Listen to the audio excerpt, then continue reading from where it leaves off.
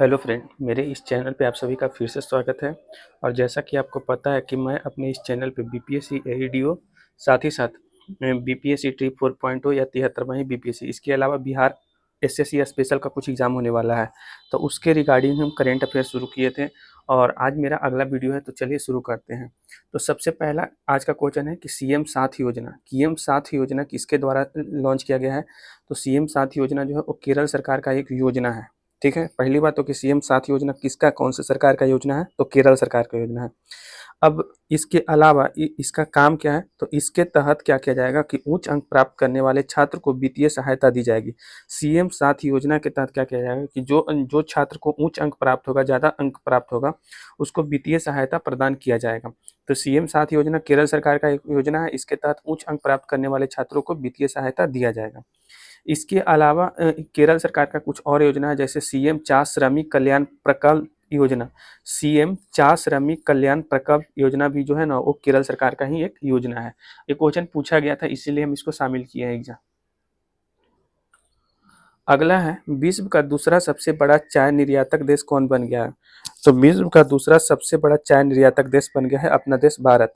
अपना देश जो भारत है वो विश्व का दूसरा सबसे बड़ा चाय निर्यातक करने वाला देश बन गया है। इसके अलावा भारत की पहली यूनिकॉर्न कंपनी 2025 में किसे बनाया गया है। भारत की पहली यूनिकॉर्न कंपनी 2025 में किसे बनाया गया है, तो जूसपेको जो है वो भारत की पहली यूनिकॉर्न कंपनी बनाया गया है 2025 में। ठीक है, इसके अलावा तीसरा क्वेश्चन है कि बीमटेक ने किस नाम से डिजिटल करेंसी का शुरुआत किया है। बीमटेक ने किस नाम से डिजिटल करेंसी का शुरुआत किया है, तो बीम कॉइन के नाम से शुरुआत किया है। फिर से, विश्व का दूसरा सबसे बड़ा चाय निर्यातक देश कौन बन गया है, तो भारत दूसरा नंबर का बन गया है। इसके अलावा 2025 में जो है भारत की पहला यूनिकॉर्न कंपनी किसे बनाया गया, तो जूसपे को बनाया गया। बीमटेक ने किस नाम से डिजिटल करेंसी का शुरुआत किया, तो बीम कॉइन के नाम से जो है डिजिटल करेंसी का शुरुआत किया। चलिए आगे चलते हैं। अगला क्वेश्चन है कि एस्ट्रोबिलैंथिस, देखिए नाम थोड़ा सा उटपटांग है, लेकिन आप लोग ध्यान से सुनिएगा। एस्ट्रोबिलैंथिस जो है एक फूल की नई प्रजाति का खोज हुआ है, तो एक कहाँ पे खोज किया गया है। एस्ट्रोबिलैंथिस जो है फूल का नई प्रजाति है, जिसका खोज कहाँ पे किया गया है, तो अरुणाचल प्रदेश में किया गया है। इसके अलावा सिम्थोफिस लेप्टोफैसियाटस जो कि सांप की एक नई प्रजाति है। सिम्थोफिस लेप्टोफैसियाटस जो है एक सांप की नई प्रजाति है, इसका खोज कहाँ पे किया गया है, तो मिजोरम में किया गया है। दोनों आप स्क्रीनशॉट लेके पढ़िएगा, क्योंकि ऐसा क्वेश्चन एग्जाम में बहुत ज़्यादा देखने को मिल जाता है और याद करना में थोड़ा सा मुश्किल हो जाता है ऐसा क्वेश्चन, इसीलिए आप उसको स्क्रीनशॉट लेकर के पढ़िएगा। अगला है, आरबीआई ने रेपो रेट कितने परसेंट की कटौती किया है। आरबीआई जो है ना वो रेपो रेट में कितनी परसेंट की कटौती किया है, तो 0.50% की जो है ना आरबीआई जो है रेपो रेट में कटौती किया है। तो ये याद रखिएगा कि आरबीआई जो है कितने परसेंट की कटौती किया है रेपो रेट में, तो 0.50% की। इसके अलावा आरबीआई ने जो है वो फिनो पेमेंट्स बैंक को स्मॉल फाइनेंस बैंक में बदलने की मंजूरी दे दी है। आरबीआई जो है ना वो फिनो पेमेंट बैंक को स्मॉल फाइनेंस बैंक में बदलने की मंजूरी दिया है। इसके अलावा आरबीआई जो है वो डॉक्टर भूपेन हजारिका के जन्म शताब्दी पर 100 रुपये का स्मारक सिक्का जारी किया है। आरबीआई जो है ना वो डॉक्टर भूपेन हजारिका के जन्म शताब्दी पे 100 रुपये का स्मारक सिक्का जारी किया। तो तीन काम किया आरबीआई। पहला काम किया कि रेपो रेट में जो है 0.50% की कटौती किया। दूसरा, आरबीआई क्या किया, तो फिनो पेमेंट बैंक को जो है स्मॉल फाइनेंस बैंक में बदलने का मंजूरी दे दिया। और तीसरा, आरबीआई क्या किया कि डॉक्टर भूपेन हजारिका के जन्म शताब्दी पे 100 रुपये का स्मारक सिक्का जारी किया। तो तीन काम किया आरबीआई। इसके अलावा अगला क्वेश्चन है कि सार्क का वर्तमान में महासचिव कौन है। सार्क का वर्तमान में महासचिव कौन है, तो सार्क के वर्तमान में महासचिव है मोहम्मद गुलाम सखर। मोहम्मद गुलाम सखर जो है वो सार्क के वर्तमान में महासचिव हैं। कौन, तो मोहम्मद गुलाम सखर। अब अब सार्क के बारे में हम लोग कुछ इंपॉर्टेंट पॉइंट समझ लेते हैं। जैसे सार्क का स्थापना कब हुआ था, तो 1985 में हुआ था। सार्क का मुख्यालय कहाँ पे है, तो काठमांडू, नेपाल की राजधानी काठमांडू में सार्क का मुख्यालय है। और सार्क में कुल सदस्य देश कितने हैं, तो 8 हैं। तो याद रखिएगा कि सार्क के वर्तमान में महासचिव कौन है, तो मोहम्मद गुलाम सखर है। सार्क का स्थापना कब हुआ था, तो 1985 में हुआ था। वर्तमान में सार्क का मुख्यालय कहाँ पे है, तो नेपाल की राजधानी काठमांडू में है। और वर्तमान में सार्क के कुल कितने सदस्य देश हैं, तो 8 सदस्य देश है। तो ये वाला पेज क्लियर हो गया। चलिए नेक्स्ट पेज की तरफ हम लोग चलते हैं। आप लोग ध्यान से देखिएगा, पूरा हम कंप्लीट करवा देंगे करेंट अफेयर्स, बहुत सारे सीरीज कंप्लीट करवा चुके हैं। अगला क्वेश्चन है कि 2025 में ऑक्सफोर्ड डिक्शनरी द्वारा चयनित वर्ड ऑफ द ईयर किसे चयनित किया गया है। मतलब सिंपल सा, ऑक्सफोर्ड द्वारा किस वर्ड को वर्ड ऑफ द ईयर चयनित किया गया 2025 में। तो रेज बैट को जो है ना वो वर्ड ऑफ द ईयर जो है चयनित किया गया है ऑक्सफोर्ड के द्वारा। अब देखिए कुछ और डिक्शनरी है, जैसे मरियम वेबस्टर के द्वारा किस वर्ड को जो है चयनित किया गया है, तो स्लोप को। और कैम्ब्रिज के द्वारा किसे किया गया है, तो पारा सोशल को।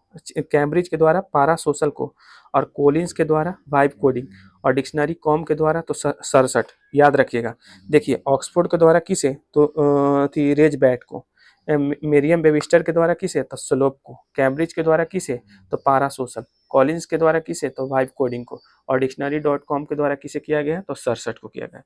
इसको स्क्रीनशॉट लेके पढ़िएगा, एक क्वेश्चन एग्जाम में इससे दिख जाएगा।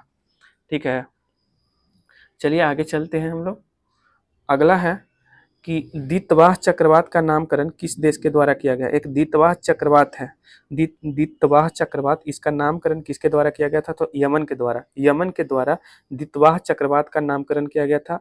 और द्वितवाह चक्रवात से प्रभावित क्षेत्र कौन थे, तो श्रीलंका थे। तो दोनों क्वेश्चन आप याद रखिएगा कि द्वितवाह चक्रवात का नामकरण किसने किया था, तो यमन ने किया था। द्वितवाह चक्रवात से प्रभावित क्षेत्र कौन सा था, तो श्रीलंका था। कोई दिक्कत नहीं है। इसके अलावा एक्स्ट्रा कुछ पढ़ लीजिए, जैसे कालमेघी हो गया। तो कालमेघी का नामकरण किसने किया, तो उत्तर कोरिया ने किया। कालमेघी का नामकरण किसने किया, तो उत्तर कोरिया। अच्छा, इससे प्रभावित देश कौन कौन है, तो फिलीपींस और वियतनाम। फिलीपींस और वियतनाम जो है ना वो कालमेघी से प्रभावित है। और कालमेघी चक्रवात का नामकरण किसने किया था, तो उत्तर कोरिया ने किया था। इसके अलावा मोथा चक्रवात, तो मोथा चक्रवात का नामकरण किसने किया था, तो थाईलैंड ने। और मोथा चक्रवात से प्रभावित राज्य कौन कौन है, भारत का राज्य आंध्र प्रदेश, ओडिशा और तमिलनाडु। आंध्र प्रदेश, ओडिशा और तमिलनाडु जो है मोथा चक्रवात से प्रभावित हुआ था। और मोथा चक्रवात का नामकरण किसने किया था, तो थाईलैंड ने किया था। इसके अलावा शक्ति चक्रवात, तो शक्ति चक्रवात का नामकरण श्रीलंका किया था। और इससे प्रभावित कौन कौन था हुआ था, तो अरब सागर, महाराष्ट्र और गुजरात इससे प्रभावित हुआ था। तो आप याद रखिएगा कि इसका नामकरण किसने किया था और इससे प्रभावित कौन हुआ था। तो आप इसका स्क्रीनशॉट ले लीजिएगा।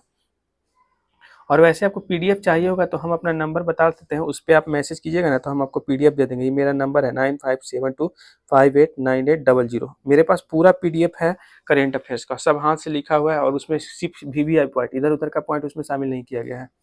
जो भी वहाँ से आप पढ़िएगा ना, एग्जाम में ज़्यादातर क्वेश्चन आने का संभावना है उससे। अगला है ऑपरेशन चक्र 5 किसके द्वारा शुरू किया गया। ऑपरेशन चक्र 5 किसके द्वारा शुरू किया गया है, तो ऑपरेशन चक्र 5 सीबीआई के द्वारा शुरू किया गया है। और इसमें क्या किया जाए, तो डिजिटल अरेस्ट स्कैम जो हो जाता है ना, डिजिटली किसी का अरेस्ट हो जाता है, तो उस स्कैम के खिलाफ इस ऑपरेशन को शुरू किया गया। तो ऑपरेशन चक्र 5 सीबीआई के द्वारा शुरू किया गया और डिजिटल अरेस्ट स्कैम के खिलाफ किया गया। इसके अलावा operation Bambi bucket operation Bambi bucket किसके द्वारा शुरू किया गया है, तो वायुसेना के द्वारा किया गया। ऑपरेशन बाम्बी बकेट वायुसेना के द्वारा शुरू किया गया। और इसमें क्या है, तो नैनीताल के जंगल में लगे आग को बुझाने के लिए इसको शुरू किया गया। जो नैनीताल के जंगल है उसमें आग लग गया, उसको बुझाने के लिए ऑपरेशन बाम्बी बकेट शुरू किया गया। और किसके द्वारा, तो वायुसेना यानी एयरफोर्स के द्वारा। इसके अलावा ऑपरेशन मर्यादा, तो ऑपरेशन मर्यादा यूके यानी उत्तराखंड पुलिस के द्वारा शुरू किया गया है। और केदारनाथ यात्रा के संचालन के लिए शुरू किया गया। ऑपरेशन मर्यादा उत्तराखंड पुलिस के द्वारा शुरू किया गया है और केदारनाथ यात्रा के संचालन के लिए किया गया। तीनों याद रखिएगा। ऑपरेशन चक्रपात सीबीआई द्वारा डिजिटल स्कैम को रोकने के लिए। ऑपरेशन बाम्बी बकेट वायुसेना के द्वारा नैनीताल में जंगल में लगे आग को बुझाने के लिए। और ऑपरेशन मर्यादा उत्तराखंड पुलिस के द्वारा केदारनाथ यात्रा के संचालन के लिए। ठीक है, अगला क्वेश्चन है आज का कि जो 33वां जो पेरिस ओलंपिक 2024 में हुआ, 33वां याद रखिएगा, 33वां पेरिस ओलंपिक 2024 में हुआ, इसका आयोजन कहाँ पे किया गया था, तो फ्रांस की राजधानी पेरिस में किया गया था। याद रखिएगा, पेरिस नाम है तो पेरिस में आयोजन हुआ था। इसका शुभंकर क्या था, तो फ्रीजियन कैप। शुभंकर तो जरूर आप याद रखिएगा क्योंकि शुभंकर से बहुत ज़्यादा आजकल क्वेश्चन पूछा जा रहा है। उद्घाटन समारोह के ध्वजवाहक कौन थे, तो पीवी सिंधु और शरद कमल थे। उद्घाटन समारोह के ध्वजवाहक कौन थे, तो पीवी सिंधु और शरद कमल थे। और समापन समारोह के ध्वजवाहक आपसे पूछे तो मनु भाकर और पियर्स श्रीजेश। और प्रथम स्थान किसको मिला था, तो अमेरिका को। और भारत का स्थान कितना था, तो 71वां था। याद रखिएगा। 33वां पेरिस ओलंपिक 2024 का आयोजन कहाँ पे किया गया था, तो फ्रांस की राजधानी पेरिस में। शुभंकर क्या था, तो फ्रीजियन कैप था। उद्घाटन समारोह के ध्वजवाहक कौन थे, तो पीवी सिंधु और शरद कमल थे। समापन समारोह के ध्वजवाहक कौन थे, तो मनु भाकर और पीआर श्रीजेश थे। प्रथम स्थान किसे प्राप्त हुआ था, तो अमेरिका को। इसमें भारत का स्थान कितना था, तो 71वां था। तो हम सभी क्वेश्चन अपनी तरीका से एक्सप्लेन कर दिए हैं। और आप लोग जानते हैं साइंस का भी हम सीरीज सीरीज शुरू किए हैं अपने चैनल पे। साइंस में लगभग 7 लेक्चर कंप्लीट कर दिए, आप जाके वहाँ देख लीजिए। आप जान रहे हैं ना कि अब जो भी क्वेश्चन पूछा जा रहा है वो पूरा का पूरा एनसीईआरटी से ही पूछा जा रहा है। तो हम पूरा एनसीईआरटी ही उसमें शामिल किए, एनसीईआरटी के अलावा कुछ टॉपिक नहीं, पूरा एनसीईआरटी का वीवीआई पॉइंट उसमें शामिल कर देते, एक भी क्वेश्चन वहाँ से बाहर नहीं आएगा। आप उस वीडियो को जा करके देख लीजिए। और करेंट अफेयर्स का हम पूरा प्लेलिस्ट ही तैयार कर दिए, तो करेंट अफेयर्स पे पूरा देख सकते हैं।